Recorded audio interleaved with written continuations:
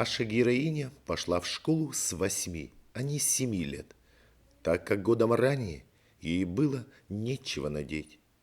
Мечтала быть агрономом, а в итоге стала педагогом. Она принимала активное участие в освоении целинных земель.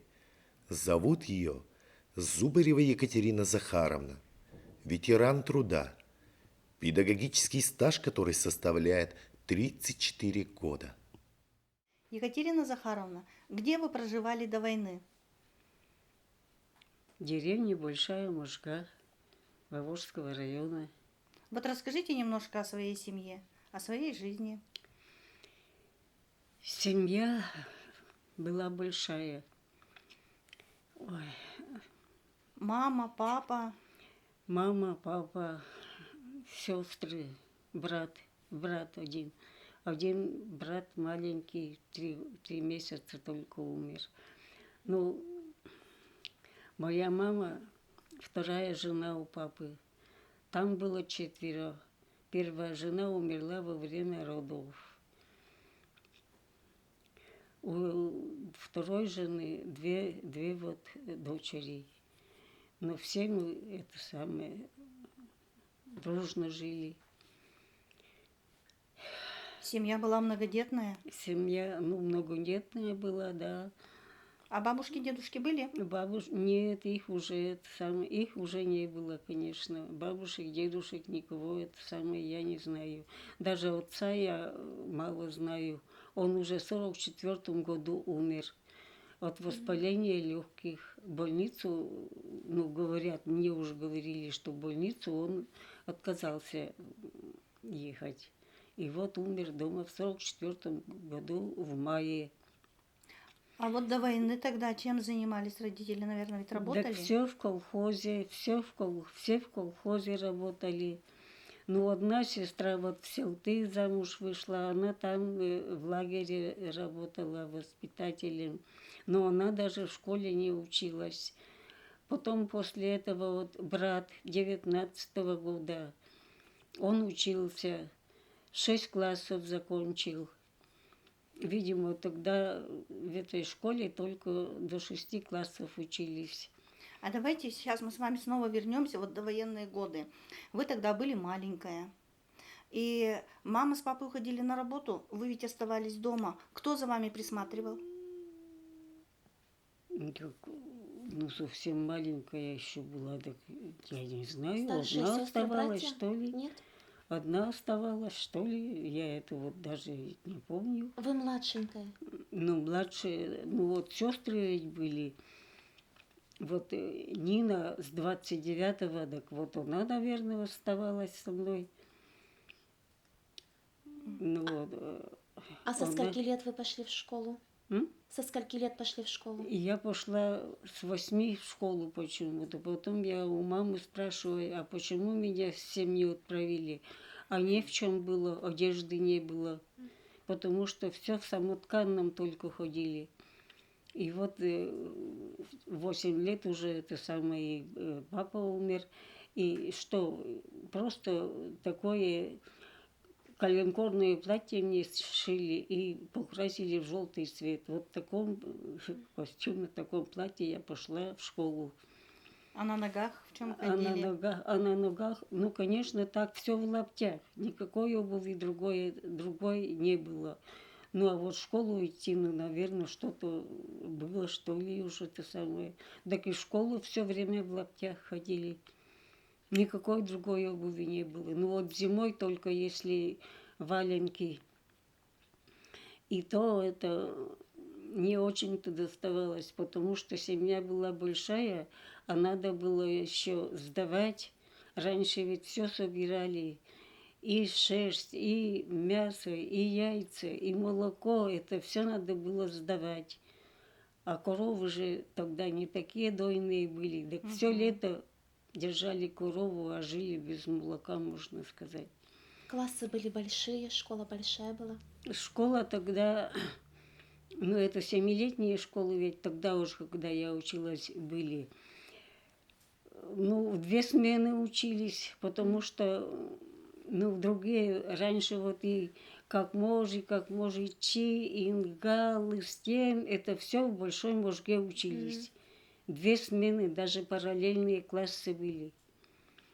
Значит, много детей было в школе. А вот на чем вы писали?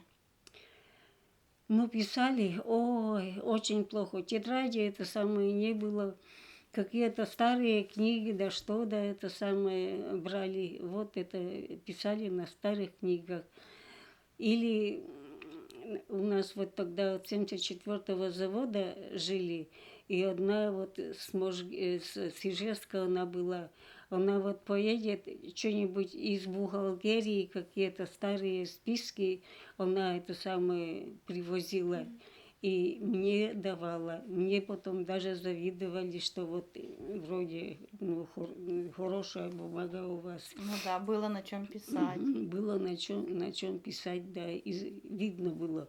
А на учебнике что поймешь, что ничего не понятно было. А чем писали?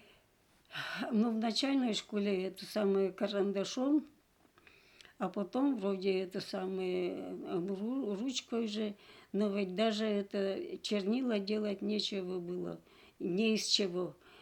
То из сажи даже делали, из озими делали, а что это так себе вообще? А учебники были у вас? Учебники не хватало всем, не хватало, если покупать негде было, да и денег в колхозе ведь только трудодни, а деньги ничего не получали, ни копейки не давали деньги. И очень плохо было, конечно. А налоги были, займы все равно вот. Хочешь, не хочешь, ты, а все равно и займы это самое платили. Ну, трудно было, что уж тут говорить. А вот вы говорили, что да, у вас одежды не было, в лаптях ходили. А что вы кушали? И чем в школе кормили? Ой, в школе где-то, столовая была, суп варили, но это не всегда это кормили. Так что хлеба вот не было нормального такого, из лебеды, да из липового листа, в общем, это самое, что попало, черный хлеб. Но все же это самое, нам, может быть, легче было, там ведь крахмальный завод был, картошку туда сдавали, и вот там мезгу брали, мезга была. Но и то всем даже она не доставалась, не хватало. Что такое мезга? Мезга, вот эту картошку перерабатывали, крахмал делали из картошки. Крахмал делали, и вот остаток от картошки. Это выжатая картошка, Это которая осталась. уже это самая мезга. Даже мне потом сестры говорили, частушка была, куда ты идешь, широко шагаешь, на крахмальный за мезгой, разве ты не знаешь? Это я вот не знаю, но мне вот сестры говорили такое. Вот в историю вошла вот такая частушка. Да. Да, вот так Вы, было. получается, Ага. пошли в школу в годы войны. Ну да, раз в 44-м году я пошла, да. В 44-м году. Ну, потом-то уже война хоть закончилась, но все равно очень плохо было. Ну, Очень ведь у вас плохо. еще отец умер в этот Да, год. Конечно, отец было сложно умер, вам да. жить. Одну эту самую сестру, эту самую, вот, которая 3 года от матери осталась, несовершеннолетнюю, взяли в Ижевск на завод, машиностроительный завод, там она работала, несовершеннолетняя. И даже вот на похороны отца это самое не приезжала она. Я вот ее, вот когда маленькая, так даже не видала и не знала. Потом уж она это самое, освободилась, приехала и дома. И тоже в колхозе работала. Ой, не могу.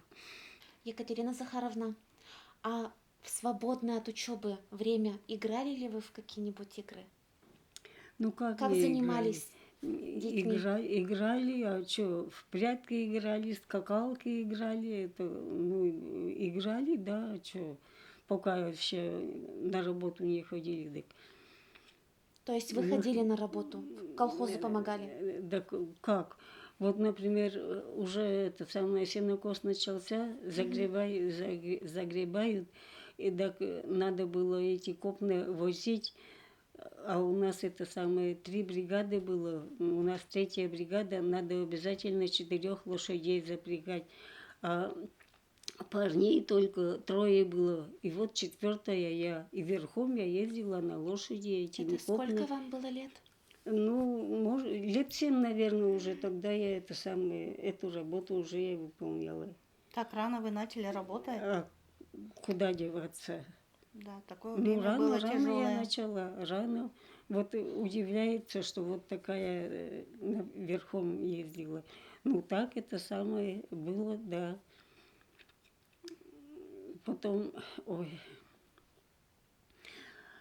ну, пололи эти, и в поле ходили полоть. Все вручную было.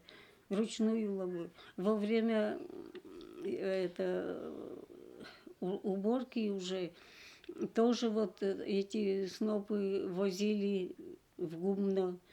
Тоже вот это самое, я еще лошадь не умела запрягать тогда, ну запрягут, а рулить тоже могла, это самое, вожжи, все равно вожжами, все, вот так я это ездила. Ну, конечно, требовалась помощь взрослых. Да, Вот вы помогали колхозу. А как помогали фронту? ой, как помогали фронту. Так собирали ведь это самое, ну, вот я говорю, и мясо сдавали, и шерсть сдавали, и это вязали, и варежки, и носки, это самое отправляли. Ну, говорят, ну я-то еще этим не занималась, конечно.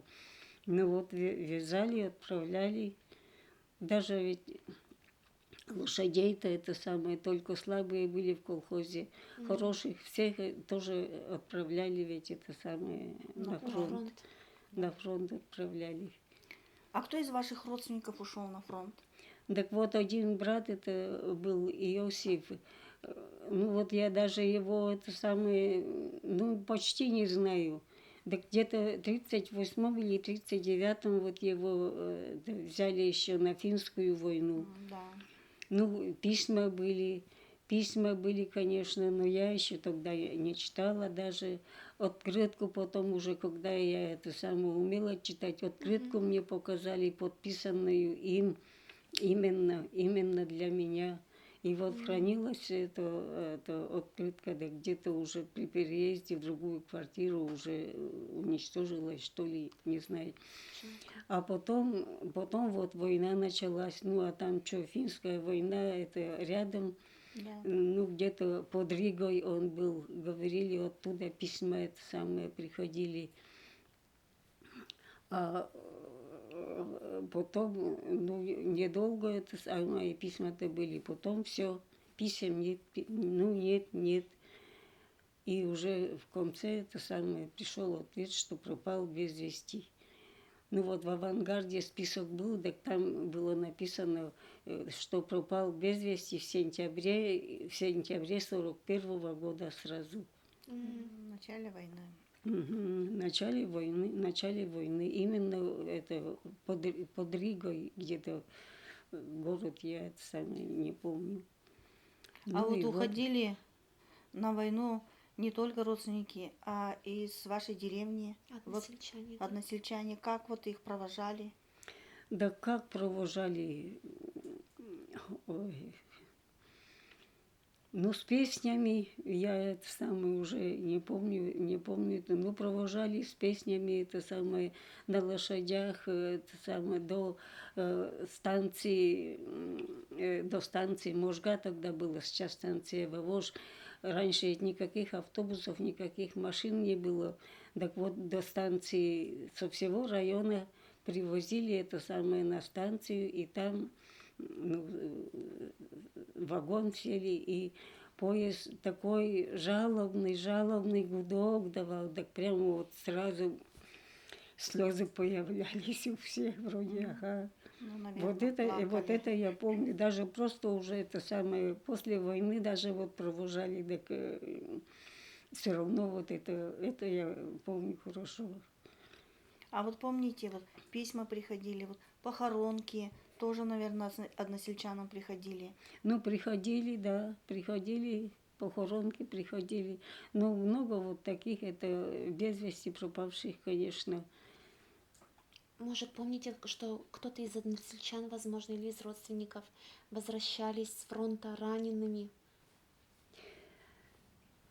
Ну, возвращались, но вот таких вроде раненых, не знаю, не помню уже. Возвращались, да. Вот у меня двоюродный брат же, это самое, из Большой Можги же. Но он возвратился, целый был, руки, ноги целые были. А так, ну, деревня большая была, так я ведь это самое, всех-то и не знала. Там Колтома улица, он какая длинная она была. Тогда я еще народ-то не знала, что никуда.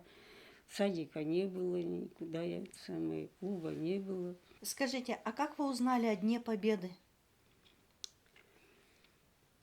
Наверное, это выходной день был, тогда эти еще учились. Но садили картошку там за станцией Вовож. Картошку садили. И вот там вот, ну, сказали, что вот война кончилась.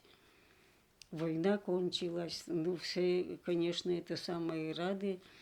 А моя мама это самое говорит, война кончилась, но у нас все равно уже это самое Иосифа нету, он уже это самое не вернется. Она уже чувствовала, да? Ну, конечно, радовались, как вот именно вот в поле вот народ-то был тогда, вот тогда там и кто-то сказал, что вот уже война кончилась. И смеялись, и Да, плакали, да, и обнимались. конечно. А как встречали победителей, вот солдат с фронта, как встречали, не помните? Так, ну что, тоже ведь вот до станции на поезде ехали, а там уже они, ну, шли, ну, сразу вроде компания собиралась, отмечали это самое, ну, весело отмечали. Вы сами ходили на станцию встречать? Нет, Нет? нет, нет, я не ходила. Ну, просто кто-то из армии возвращался, было это самое такое, даже с Ижевском с ними это самое ехали. А деревни даже еще и не знали, что это самое, что он едет домой. Что сообщение-то телефонное, где такое было. Это Ну, сейчас. это, конечно, была такая неожиданная радость. Да. А когда с фронта возвращался вот солдат, всей деревней встречали? Ну, да Собирались. уж ну, не все деревни, я говорю, деревня большая, ну, родственники в основном. В основном, ну, где-то соседи, родственники, конечно, как-то, ну, по-удмуртски вот Ишкавын говорили, это вот, ну, не просто вот однофамильцы, а вот именно какие-то Дальние дальние родственники все равно. Вот так встречались, да, и провожали в деревне вначале это самое, компания ходила, тоже по домам ходили, посещали и встречали также. А сколько классов вы закончили? И как сложилась дальше ваша жизнь? Куда вы поступили? Я, ну, дома закончила 7 классов, потом было решение за самое с подружкой поступить в ремесленное училище. Но первый раз это вот сестра, вот, которая там в машиностроительном заводе работала, но она уже дома была, она нас это самое проводила, но поехала с нами в Ижевск. А что, и подружка, это Саня Александра Дахшура, мы Саней просто звали по-удмуртски. И это комиссию надо было пройти там. Она прошла комиссию, а я по состоянию здоровья не прошла. У меня что-то это самое ухо забраховали. Никогда ничего вроде не обращалась, до сих пор не обращалась. А тут ухо мое это самое забраковали, меня не приняли. Ну, не приняли, что делать тогда? И потом вот это Аграфена говорит, так иди тогда восьмой класс в Авож сюда. Ну, вроде принесла это самые документы, все вроде приняли. И вот 3 года здесь училась платно. Опять вот, а где вот деньги-то? Тоже ведь это самое трудно было. 8, 9, 10 платно училась. 150 надо было, ну, можно было по полугодия, по 75. Все равно это для колхозников Это большие деньги, да. большие деньги, да. Закончила 10 класс, 54-й выпуск, это знаменитый выпуск, тоже и в «Авангарде» писали, это самое, Пушкинский выпуск называет. Медалистов у нас много было, 7 медалистов, так вот поэтому в лицее, видимо, так же было, что ли, не знаю, так вот Пушкинский где-то даже у меня «Авангард» сохранился. А вы тоже медалисткой были? Нет, А. нет, ой, у меня это самое, ну, математика только, а там и гуманитарные, где, когда было читать. Керосина не было, лампы это самое, так себе, это, горелками сидели, да где тут начитаешься-то. Ну, закончила, потом вроде это самое, подала документы в Киров сельхозтехникум, сельхозинститут. В Ижевске еще тогда не было. Ну что, конечно, отправили по почте, но многие, человек 7 вроде это самое собирались туда. Ну, ездили сдавать, а я не поехала, нет денег на что. Ну, еще документы пришли обратно. Ну, что уж тогда я никуда это самое не поступила. Год так вот прошел. И в сентябре же это самое 54-го года умерла здесь учительница математик, которая в 8-9 учила меня. И думаю, ой, все, я буду продолжать ее дело Серафимы Григорьевны и пойду на физмат. И вот это уже в 55-м году, значит, я подала заявление на физмат в Ижевск. Тоже по почте отправила документы. Пришел мне ответ, вы допущены к приемным экзаменам. Только вы не указали, в какое отделение физмата хотите поступить. А у меня по математике 5 было, так они уж сами меня Определили, на математическое поставили, да. Ну вот, а до этого я работала, даже бригадиром была тогда. И в ЛГС это самое строила, ездила, отправляли из колхоза в ЛГС, строили тогда. Да. Ну, в общем, не съела это самое без дела. Потом уже это пришел ответ из Ижевска, что вот такому-то числу надо явиться на экзамен. Я в контору сходила, заранее сказала, что завтра я на разнарядку не приду. Где-то в часа 4 утра надо было идти каждый день на разнарядку. Я сказала, поеду в Ижевск сдавать экзамены. Ну что, не пошла, и там не поверили этому, что ли, уборщица пришла за мной. Почему не пришла? Я говорю, русским языком вроде объяснила, что вот так-то, так-то. Ну, все, и вот так я уехала. Ну, сдала экзамены. Ну, приняли, поступила я сразу. Там тоже платно было еще, там надо было 300 рублей. И надо было сразу за весь год заплатить, не по полугодиям, а за весь год. 300. Ну, сестра вот эта самая Аграфена, мне уж она помогала, заплатила она. А потом отменили.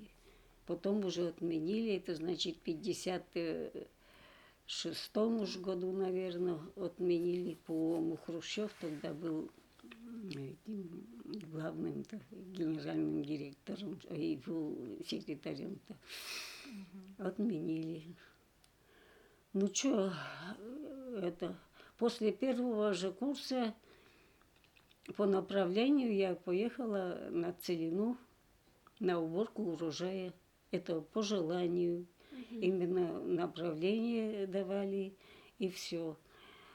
И из группы одна я ездила. Ну, все же сколько-то заработали. У меня и одежды почти никакой не было. Я хоть пальто купила себе тогда, осенние. Потом, ну, вот работали, отучились год, второй год, снова призыв вроде есть. Снова, значит, я согласилась, и уже со мной полгруппы больше поехали. Тоже это согласились, хоть и в основном у нас городские были, деревенских мало было. Закончила это самое, институт тогда был 5 лет, это второй выпуск. Мы до этого 4 учились, вот второй выпуск уже с 5-летним обучением. А сколько лет составляет ваш трудовой стаж?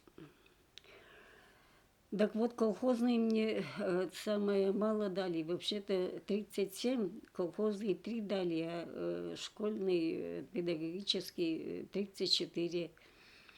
Я вот в 6-7 классе еще училась. Работала почтальонкой в учебное время. Днем в колхозе, ну это тоже колхозное же считалось, но именно на лугах, в поле. Почта была рядом с сельским советом. Я утром встаю до уроков, иду на почту, бужу заведующую, на почте же и жила, бужу заведующую. Мы с ней все эти самые почту по деревням разложим. Ну что, с этого, с поезда ведь привозили все равно. Это самое, где-то часов 11 вечером поезд приходил пассажирский на станцию. И вот мы это все разбирали, потом я брала свою почту и сразу в школу. Ну, что-то в школе раздавала, в основном учителя были, так учителя. Главное, я стояла у канцелярии, боялась заходить в учительскую. Да, Катя, не бойся, зашли. Ну что, потом привыкла, ничего, свободно уже заходила в учительскую. Вот так это самое. А детская мечта какая была у вас, Екатерина Захаровна?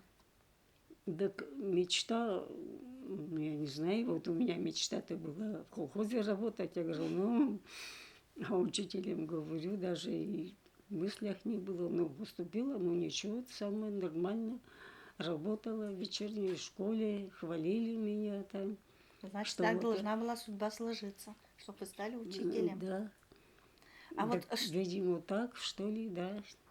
А что бы вы хотели пожелать нынешней молодежи? Ой, лучше трудиться. Столько работы везде, а безработных тоже много.